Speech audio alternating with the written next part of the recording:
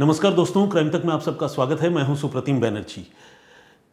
Crime investigation की एक कहानी मैं आप लोगों के लिए लेकर आया हूं हमेशा की तरह। वो कहानी मैं आप लोगों को सुनाऊंगा और बताऊंगा कि कैसे पुलिस डिपार्टमेंट काम करती है, किस तरह के मामलों की वजह से केसेस जो है वो इन्वेस्टिगेट होकर उसका नतीजा आने में देर हो जाता है। लेकिन इससे पहले आप लोगों को एक अपडेट देना चाहता हूं।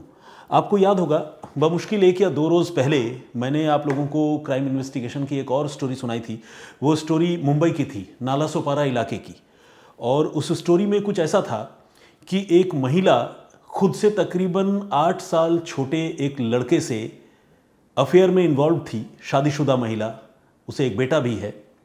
और उस महिला ने अपने पति की हत्या कर दी और हत्या करके अपने पति की लाश अपने ही घर में दफना दी थी और ऊपर जो है कमरे में टाइल्स लगवा दिया था। अब पुलिस ने उस मामले का खुलासा तो उसी वक्त कर दिया था, क्योंकि जिस आदमी की हत्या हुई थी उसके भाई को शक हो गया था, छोटे भाई को, कि यहाँ टाइल्स जो है वो नई नई लग रही है कमरे के अंदर। तो उसने उस टाइल्स को खुदवाया, तोड़ा, उस जगह को तोड़ा और उस जगह की मिट्टी खुदवाई, तो वो बॉडी बाहर निकल आई। तो इस तरह से ये मामला तो सॉल्व हो गया और ये भी क्लियर हो गया कि घर में जो लेडी रह रही थी, यानी उस आदमी की बीवी जो मर गया और वो गायब थी, तो क्लियर था कि वाइफ ने ही हत्या की है, पति की लाश को अंदर दफना दिया है और वो फरार हो गई है। तो अभी उस महिला की और उसके छोटे बॉयफ्रेंड की, 8 साल छोटे बॉयफ्रेंड की पुलिस को तलाश थी। नया अपडेट ये है कि इन दोनों को पुलिस ने पकड़ लिया है। लेकिन इससे भी ज़्यादा शॉकिंग एक अपडेट इस केस का ऐसा है जिसे सुनकर आप भी चौंकेंगे। क्या है मैं आपको बताता हूं। हुआ ये कि विजय चौहान जो राजमिस्त्री का काम करता है, वो अपने घर से अचानक गायब हो गया। 5 और 6 जुलाई के आसपास वो गायब हुआ और इसके बाद फिर उसे किसी ने नहीं देखा।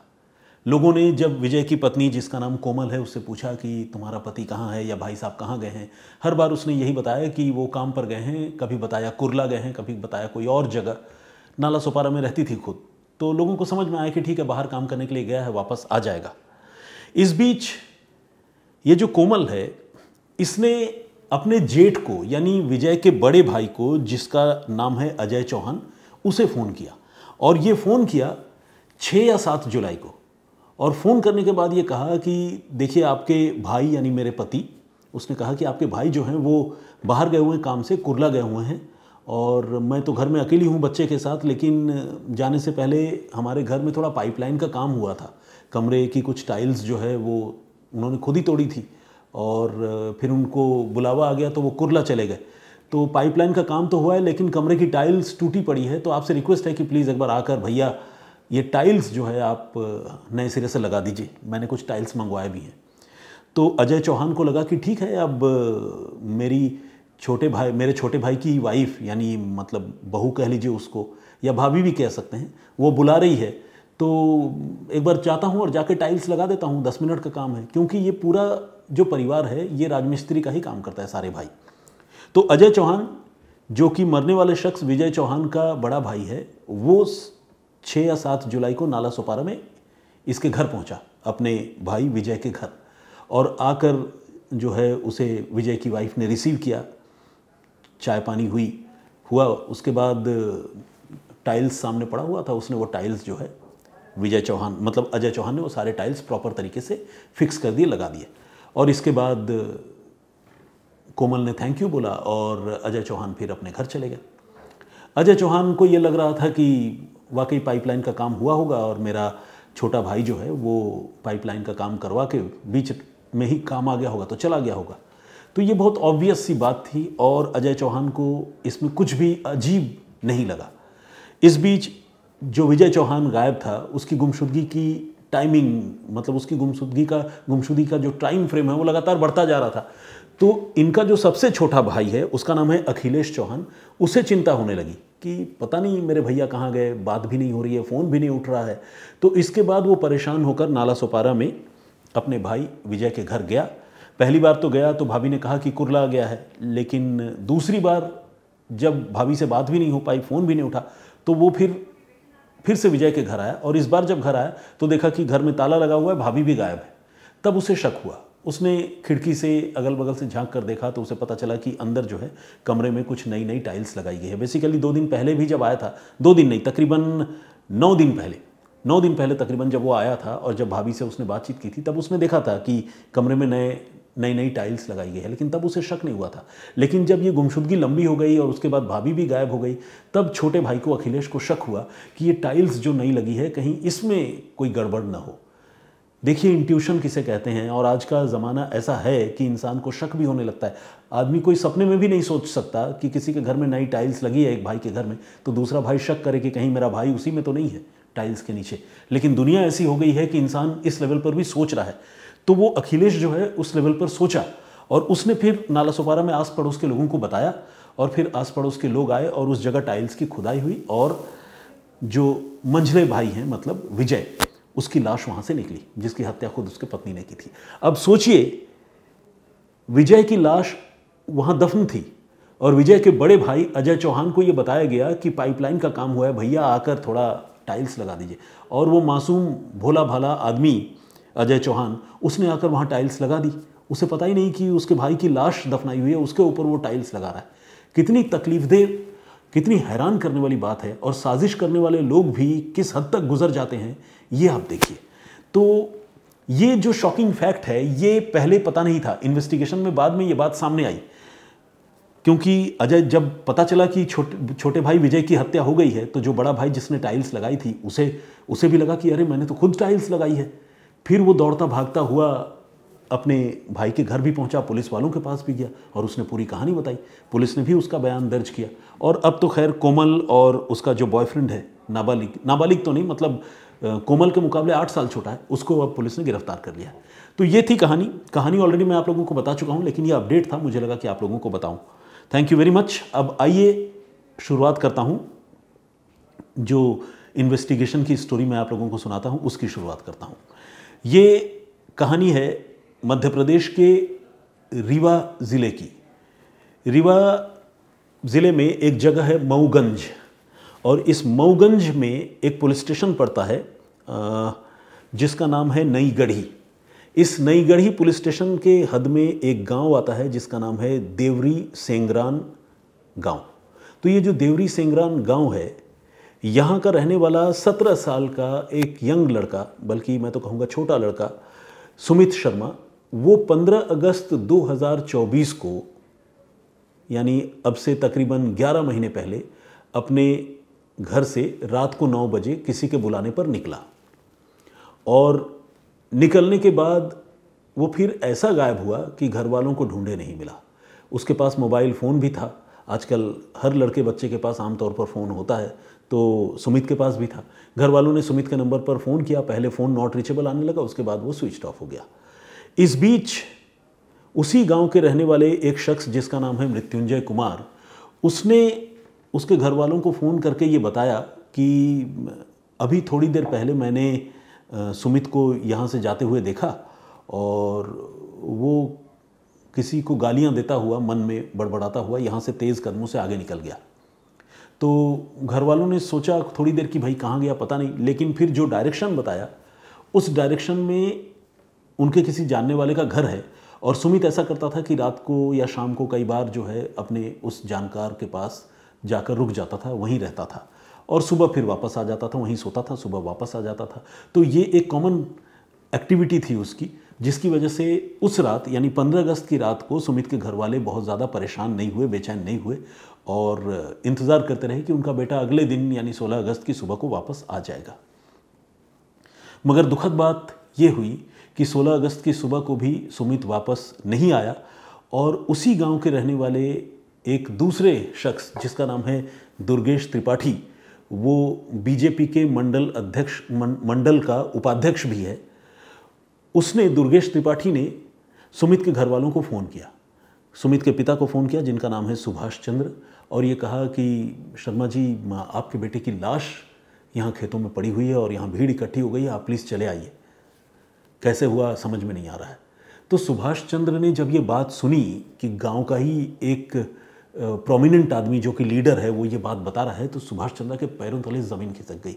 कोई भी बाप जब उसके कानों में ये बात पड़े कि उसके बेटे की मौत हो गई तो उस बाप की हालत क्या होती होगी आप सोचिए। और वो भी बेटा जो है सिर्फ 17 साल का छोटा सा बच्चा, मतलब कितने अरमान कितनी उम्मीदें इंसान बांध कर रखता है। तो सुभाष चंद्र जो है वो बेतहाशा दौड़ते भागते हुए पूरे परिवार के साथ जो जगह बताई गई थी खेत में, वहाँ पर वो पहुँचे और वहाँ जाकर उन्होंने देखा कि वाकई गांव के कुछ लोग खड़े हैं और पास में ही जो है सामने उनके कलेजे के टुकड़े की लाश पड़ी है। सुभाष जो है वो बुरी तरह से रोने लगे, लाश से लिपट कर। घर की महिलाएं, सुभाष की माँ, ये इन सारे लोगों की हालत बिल्कुल पागलों जैसी हो गई। रोते रोते उसकी माँ कई बार बेहोश हो गई और लाश की हालत ऐसी थी कि उसे ठीक से देखना भी मुश्किल हो रहा था, क्योंकि उस पर कई सारे चाकू बरसाए गए थे और हाथ पांव में जो है वो जले के निशान थे। ये सारी चीज़ें इस बात की तरफ इशारा कर रही थी कि सुमित नाम के 17 साल के उस छोटे से बच्चे के साथ कातिलों ने काफ़ी बर्बरता की थी। चाकू मारे थे और न सिर्फ चाकू मारे थे बल्कि मरने से पहले शायद उसे दागा भी गया था, जलाया भी गया था। तो इतनी नफरत, इतनी दुश्मनी 17 साल के एक लड़के के साथ किसकी हो सकती थी, और वो भी गांव जैसी जगह में। गांव तो आमतौर पर काफ़ी सेफ होते हैं, सुरक्षित होते हैं, लोग एक दूसरे को जानते हैं, एक दूसरे का ख्याल रखते हैं। वहाँ किसी ने हत्या कर दी, क्यों कर दी, ये एक बहुत बड़ा सवाल था। तो जब नई गढ़ी थाने की पुलिस को यह जानकारी मिली, नई गढ़ी थाने की पुलिस वहाँ मौके पर पहुँची। बॉडी को पुलिस ने रिकवर किया, पोस्टमार्टम के लिए भिजवाया। जब मुआयना किया तो देखा कि चाकू मारे जाने के कई सारे निशान हैं और साथ ही हाथ और पैरों में जले के भी निशान हैं, और वो जलना भी ऐसा जैसे किसी गर्म चीज़ से उसे दागा गया हो। जब उन बर्न मार्क्स को, इंजरी को पुलिस ने और फॉरेंसिक एक्सपर्ट्स ने बहुत बारीकी से देखा तो उन्होंने ये रियलाइज़ किया कि ये बर्न मार्क्स जो है वो इमर्शन रॉड से बने हुए हैं। यानी पानी गर्म करने का वो जो एक रॉड होता है ना, कॉयल नुमा गोल गोल सा, उस तरह के रॉड से उस बच्चे को दागा गया था। तो इतना अत्याचार उस बच्चे के साथ क्यों किया, ये पुलिस को भी समझ में नहीं आ रहा था। घर वाले तो खैर क्लूलेस थे, उन्हें भी समझ में नहीं आ रहा था। अब घर वालों से पुलिस ने पूछताछ की। जब अंतिम संस्कार हो गया, चीज़ें थोड़ी सेटल हो गई, घर वालों से पूछताछ की कि बताइए आपको किसी पर शक है, किसी से कोई दुश्मनी, कोई दोस्ती। तो घर वालों ने कहा कि नहीं, हमें किसी पर शक नहीं है। तो पुलिस वालों ने कहा कि अच्छा ठीक है, हमें पूरा सीक्वेंस बताइए कि बेटा कब घर से निकला, कब आपको पता चला, कैसे पता चला, बेटे की किससे बात हुई थी, सारी बातें बताइए। तो सुभाष चंद्र ने ये बताया कि 15 अगस्त की रात को 9 बजे के आसपास मेरा बेटा घर से निकला था और मेरे बेटे को किसी ने फ़ोन किया था। तो हमें जब जानकारी मिली तो मैंने फिर अपने बेटे को फ़ोन किया, लेकिन मेरे बेटे का फ़ोन नॉट रीचेबल आ रहा था, फिर स्विच ऑफ हो गया, तो मेरी उससे बात नहीं हुई। हमने सोचा कि पड़ोस में जाकर वो सो गया होगा, कई बार वो ऐसा करता था। तो पुलिस ने पूछा कि आपके बेटे को किसने फ़ोन किया था? बोला नहीं, हमें ये तो नहीं पता, लेकिन हमें ये ज़रूर पता है कि तकरीबन 40-45 मिनट बाद गाँव के ही मृत्युंजय ने मुझे फ़ोन किया था और फ़ोन करके ये बताया था कि सुमित उनके घर के आगे से निकल रहा है और बहुत गुस्से में है, किसी को गालियाँ देता हुआ जा रहा है, मन ही मन गालियाँ देता हुआ जा रहा है। तो सुभाष चंद्र ने जब ये बात पूछी तो पुलिस बताई, तो पुलिस ने पूछा कि ये मृत्युंजय कौन है? तो उन्होंने बताया कि हमारे पड़ोस में ही रहता है, जानकार है हमारा, और उसी ने ये बात हमें बताई थी। अब पुलिस ने मृत्युंजय को डायरेक्ट तो कुछ नहीं पूछा, लेकिन पुलिस ने बड़ी खुफिया तरीके से इस मामले की छानबीन जारी रखी और पुलिस ने इस बच्चे का यानी सुमित का कॉल डिटेल रिकॉर्ड निकलवाया, CDR। और जब कॉल डिटेल रिकॉर्ड निकलवाया तो उसमें देखा कि लास्ट कॉल जो है वो मृत्युंजय का ही है। ध्यान दीजिएगा, एक तो मृत्युंजय खुद ही फ़ोन करके सुमित के घर वालों को बता रहा है तकरीबन 45 मिनट बाद कि आपका बेटा मेरे घर के सामने से निकला है गाली देता हुआ, और दूसरा जब CDR की जांच होती है तो ये पता चलता है कि रात को 9 बजे के आसपास मृत्युंजय ने ही सुमित को फ़ोन करके अपने पास बुलाया था। तो यहाँ पर एक अजीब सी बात, एक अजीब सा कोइंसिडेंस पुलिस को पता चलता है, और पुलिस जो है तब मृत्युंजय कुमार को पूछताछ के लिए बुलाती भी है और पूछताछ करती है। मृत्युंजय ये बताता है कि हाँ, मेरी बात तो हुई थी, मैंने बुलाया था और उसके बाद फिर वो आगे निकल गया। जब आगे निकल गया तो मैंने उसके घर वालों को बता भी दिया था। तो पुलिस जो है उस समय मृत्युंजय से ज़्यादा सवाल जवाब नहीं करती है, पूछताछ नहीं करती और उसको छोड़ दिया जाता है। इस तरह पिछले साल अगस्त महीने से लेकर तकरीबन अब जुलाई महीने तक का वक्त जो है गुजर जाता है और इस मामले में कोई कार्य प्रगति नहीं होती। ये केस जो है एक मिस्ट्री बनकर रह जाती है। लेकिन इस बीच अभी कुछ महीने पहले नई गढ़ी थाने में नए SHO जगदीश ठाकुर जिनका नाम है, वो पदभार ग्रहण करते हैं और वो आकर इस अनसॉल्व मिस्ट्री को सॉल्व करने का बीड़ा उठाते हैं और फिर से वो सारे पेपर्स देखते हैं कि सुमित के मर्डर केस में क्या तफ्तीश हुई है। तो उनको ये पता चलता है कि सुमित को आखिरी बार फ़ोन करने वाला आदमी मृत्युंजय कुमार है, जिसने उसको फ़ोन करके बुलाया था। और तकरीबन 45 मिनट बाद मृत्युंजय कुमार ने इत्तेफाकन उसके घर वालों को फ़ोन करके ये बताया था कि आपका बेटा हमारे घर के सामने से निकल रहा है गालियाँ देता हुआ। ख़ास बात यह है कि मृत्युंजय ने जब फ़ोन करके सुमित को पहले बुलाया था, उसके बारे में मृत्युंजय ने सुमित के घर वालों को नहीं बताया था कि उसने बुलाया है। और 45 मिनट बाद उसने ज़रूर ये बताया था कि मेरे घर के सामने से सुमित अभी निकला है। तो यहाँ पर मृत्युंजय ने एक बात छिपाई थी, जो ये नए एसएचओ जगदीश ठाकुर जो हैं, इनको वो बात पता चलती है। इसके बाद वो मृत्युंजय कुमार को पूछताछ के लिए बुलाते हैं। और पूछताछ के लिए बुलाने से पहले पुलिस जो है वो दिमाग लगाती है कि सुमित का जो घर है उससे चंद कदमों के फासले पर मृत्युंजय कुमार का भी घर है। तो अगर सुमित अपने घर से निकलता है और मृत्युंजय कुमार के घर के सामने से वो क्रॉस करता है, तो ये क्रॉस करने में बमुश्किल 3 से 4 मिनट या मैक्सिमम 5 मिनट, और अगर थोड़ा और ज़्यादा टाइम लगा लें कि बहुत आराम से पैदल चल कर गया हो, बीच में कहीं रुक भी गया हो, तो 10 मिनट का टाइम लगता है। अब सवाल यह है कि 45 मिनट बाद मृत्युंजय सुमित के घर वालों को फ़ोन करके बताते हैं कि आपका बेटा हमारे घर के सामने से अभी अभी निकला है किसी को गाली देता हुआ। तो ऐसा मृत्युंजय क्यों करता है? पुलिस के मन में ये जो 40 मिनट का फ़र्क है ना, 5 मिनट की दूरी और 45 मिनट बाद बताना, ये जो 40 मिनट का फ़र्क है, ये पुलिस को बहुत खटकता है। और पुलिस को ये बात भी खटकती है कि सीडीआर में पहले ये रिफ्लेक्ट हो रहा है कि उसी ने, मृत्युंजय ने ही सुमित को फ़ोन भी किया था, और इसके बारे में मृत्युंजय ने पहले रिवील नहीं किया था, किसी को बताया नहीं था। तो ये जो 2 पॉइंट थे, इस 2 पॉइंट के आधार पर नए इन्वेस्टिगेटर जगदीश ठाकुर मृत्युंजय को बुलाते हैं और मृत्युंजय से साइकोलॉजिकल ट्रीटमेंट के तहत उसके साथ पूछताछ करते हैं। साइकोलॉजिकल ट्रीटमेंट क्या होता है? बॉडी लैंग्वेज रीड करना, एक ही सवाल बार बार पूछना, सीक्वेंस को एक दूसरे से जोड़ने की कोशिश करना। जब कोई आदमी झूठ बोलता है ना, तो उसका चेहरा देखकर ही पुलिस समझ जाती है। अगर बहुत ही हार्डकोर टाइप का क्रिमिनल हो तो बात अलग है, और उसके बाद जब झूठी कहानी इंसान सुनाता है तो एक कहानी भी जो है वो सही तरीके से नहीं सुना सकता। पहली बार में जो कहानी सुनाता है, दूसरी बार में उस कहानी में कुछ फ़र्क आ जाता है। तो मृत्युंजय के साथ ये चीज़ जो है वो नए इंस्पेक्टर ने रियलाइज़ की। इसके बाद उन्होंने मृत्युंजय से सख्ती की, और जब सख्ती की तो उसने कत्ल की बात कबूल कर ली। इसके बाद तो जब तफ्तीश आगे बढ़ी तो ऐसी ऐसी बातें सामने आई कि पुलिस और घरवाले सभी चौंक गए। पता ये चला कि सुमित का कत्ल मृत्युंजय ने अकेले नहीं किया था, बल्कि मृत्युंजय के साथ वो बीजेपी का लीडर, जिसे मंडल उपाध्यक्ष कहा गया है मेरी जानकारी के मुताबिक, दुर्गेश त्रिपाठी, वो भी इन्वॉल्व था। और साथ ही अर्पित त्रिपाठी और अनित त्रिपाठी नाम के 2 और लड़के भी इन्वॉल्व थे। यानी इन 4 लोगों ने मिलकर अब तक की तफ्तीश के मुताबिक सुमित को पहले धोखे से बुलाया, अगवा किया, उसे एक खाली सुनसान मकान में ले गए, वहाँ ले जाकर उस पर जुल्म किए, अत्याचार किए, उसे दागा, जलाया और फिर उसकी हत्या कर दी चाकू मारकर। तो इतने भयानक तरीके से इन लोगों ने हत्या की।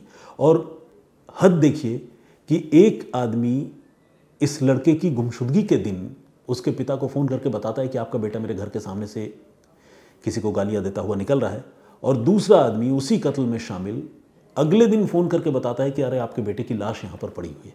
यानी दोनों परिवार वालों को ये इंप्रेशन देने की कोशिश करते हैं कि हम तो आपके मददगार हैं, आपके बेटे की गुमशुदगी से लेकर उसकी लाश मिलने तक में हम आपकी मदद कर रहे हैं, आपको बता रहे हैं। और इसीलिए दूर दूर तक घर वालों को उन पर शक भी नहीं होता है।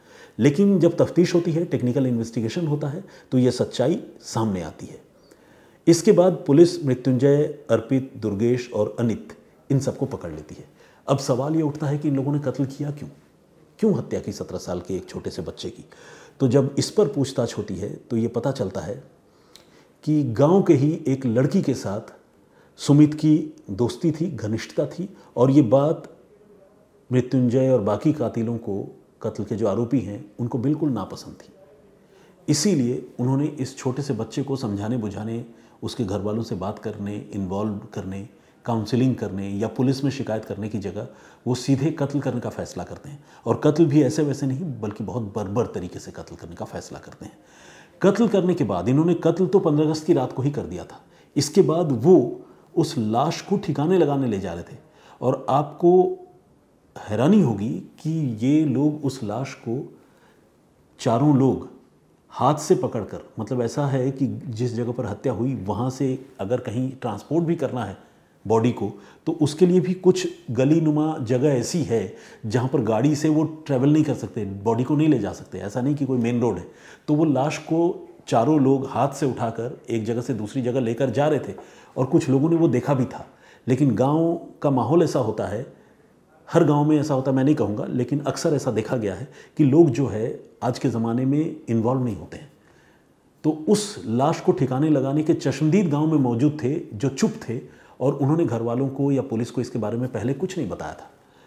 ये लोग वहाँ एक बहुत ही फॉल है, झरना है, वहाँ पर इसकी बॉडी को फेंकने यानी डिस्पोज करने जा रहे थे। लेकिन कुछ लोगों ने, गांव के लोगों ने जब देख लिया, तो इन्होंने भी सेंस कर लिया कि गांव के लोगों ने देख लिया है, तो उन्होंने उस लाश को फिर खेत में ही फेंक दिया और फिर खुद ही अगले दिन सुबह फ़ोन करके ये बता दिया कि आपके बेटे की यहाँ पर लाश पड़ी हुई है। गाँव के जो लोग थे वो जो है चश्मदीद मौजूद थे, लेकिन चश्मदीद जो है खामोश थे। उन्होंने कभी किसी को, पुलिस को खासकर और मरने वाले लड़के के घर वालों को इसके बारे में नहीं बताया था। लेकिन जब सख्ती हुई, पुलिस की तफ्तीश हुई, पकड़े गए, तब जो है चश्मदीद भी सामने आए और उन्होंने कहा कि हाँ, हमने इनको लाश ले जाते हुए देखा था। तो एक तो मोबाइल फ़ोन पर जो बातचीत का सीक्रेट है वो, दूसरा तकरीबन 40 मिनट का वो जो फासला है कॉल करने का वो, तीसरा कुछ चश्मदीद। इसके अलावा जब ये पकड़े गए तो इनकी निशानदेही पर मरने वाले लड़के यानी सुमित का मोबाइल फ़ोन रिकवर होना। तो सुराग और सबूत एक एक करके जुड़ते गए और इस तरह से पुलिस ने उस 11 महीने पुराने मर्डर केस को अब जाकर सॉल्व किया। एक और ख़ास बात आपको बताऊं, इस मामले में जब जांच हुई तो ये जो कातिल हैं, जो कत्ल के आरोपी हैं, तकरीबन 10 महीने 11 महीने का वक्त गुजर चुका था, तो ये बड़े कॉन्फिडेंट हो गए थे। और ये गांव में अलग अलग जगह पर जब भी कोई शराब पार्टी होती, दोस्तों के बीच में ये बैठते, तो ये वहाँ फ्लॉन्ट करते थे, बताते थे लोगों को कि अरे देखो, हमने तो उसके छोरे को मार दिया, सुमित की हत्या कर दी, पुलिस भी हमारा कुछ नहीं कर पाई। तो ये टशन दिखाते थे। लेकिन गांव के लोग इतना सब कुछ सुनने जानने के बावजूद जो है वो खामोश रहते थे। ये भी एक अपने आप में बड़ा सवाल है। तो पुलिस ने जब पकड़ा तो फिर गांव वाले भी सामने आए और गांव वालों ने मृत्युंजय, अर्पित, दुर्गेश, अनित, इन सब के खिलाफ जो है गवाही दी। तो टेक्निकल इन्वेस्टिगेशन, मैनुअल पुलिसिंग, 11 महीने बाद, तकरीबन 9 या 10 महीने बाद एक नए पुलिस ऑफिसर का आना, उसका नए सिरे से इस केस को सॉल्व करने की कोशिश करना, लोगों से पूछताछ करना, इस तरह से एक मर्डर केस जो अनसॉल्व था वो 11 महीने बाद सॉल्व हुआ। तो थैंक्स टू मऊगंज पुलिस जिसने इस मामले को इतना रिलेंटलेसली चेज़ किया और गुनहगारों को पकड़ा, और जो लोग मददगार बन रहे थे, खैरख्वाह बन रहे थे, वही इस मामले में कातिल निकले। आपका नज़रिया क्या है इस पूरे घटनाक्रम को सुनने के बाद? आप प्लीज़ हमें कमेंट करके ज़रूर बताइएगा। आइए कुछ कमेंट्स जो मेरी प्रीवियस स्टोरी में आप लोगों ने की थी, उनमें से कुछ कमेंट्स जो है मैं पढ़ता हूँ। प्रीवियस स्टोरी लखनऊ की थी जिसमें मैंने आपको बताया था कि पुलिस ने किस तरह से शैतान का स्टिकर छपा हुआ एक टी शर्ट, उसकी मदद से पुलिस ने कत्ल के एक ब्लाइंड मर्डर को सॉल्व किया था। ऑल्दो वो मर्डर जो है सीसीटीवी कैमरे में कैद हो गया था, लेकिन चूंकि पहले तो मरने वाले की भी पहचान पता नहीं थी और मारने वालों का तो पता ही नहीं था, तो इसीलिए उसको पुलिस ने भी ब्लाइंड मर्डर माना है। तो उस केस को मैंने आप लोगों को बताया था, तो उस पर बहुत सारे लोगों ने कमेंट किया है। ये कुछ कमेंट्स जो है मैं पढ़ता हूँ। चावड़ा के नाम से एक सज्जन हैं, वो देवभूमि द्वारका से हैं और निखिल अहिर उनका नाम है। उन्होंने कमेंट किया, बहुत बहुत स्वागत आपका। हर्षवर्धन जैन क्या गुजरात से है? ये हमारे अमन एक दर्शक हैं, वो पूछ रहे हैं। तो नहीं, गुजरात से नहीं है, ये उत्तर प्रदेश के ही हैं और इनका कुछ राजस्थान कनेक्शन ज़रूर है, क्योंकि राजस्थान में पहले ये मार्बल का काम किया करते थे। और ये जो हर्षवर्धन जैन है जिसके बारे में आप पूछ रहे हैं, जिसे पुलिस ने फेक एम्बेसी चलाने के आरोप में गाज़ियाबाद से कल पकड़ा है, वो हर्षवर्धन जैन जो है, उसके पिता काफ़ी नामी इंडस्ट्रियलिस्ट थे और पूरे परिवार की समाज में बड़ी इज्जत है। लेकिन ये आदमी जो है, ये इस तरह के गैरकानूनी धंधों में लिप्त था।